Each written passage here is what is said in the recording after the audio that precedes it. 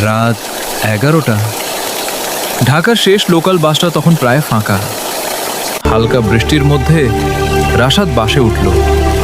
বাসে উঠেই সে খেয়াল করল একদম পেছনের লাস্ট সিটে সাদা কাপড় পরা একটা মেয়ে বসে আছে। মেয়েটার মুখ ঠিক মতো দেখা যাচ্ছিল না। কন্ডাক্টর হঠাৎ ফিসফিস করে বলল, ভাই পিছনে যায়েন না। রাশাদ কথাটা হেসে উড়িয়ে দিল, কিন্তু কিছুক্ষণ পর বাসটা হঠাৎ মাঝ রাস্তায় বন্ধ হয়ে গেল।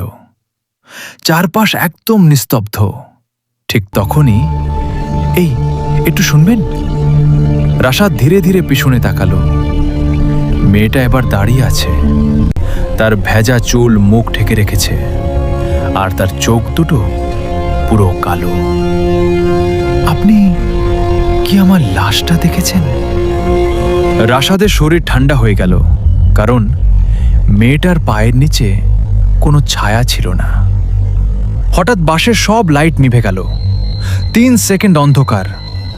তারপর লাইট জ্বলার পর লাস্ট সিটটা খালি। কিন্তু রাশাদের পাশের সিটে পড়েছিল একটা ভেজা কাগজ। তাতে লেখা ছিল, আমি এখনো এই বাসেই আছি। তারপর বাসের জানালায় ধীরে ধীরে একটা কালো হাতের ছাপ দেখা গেল।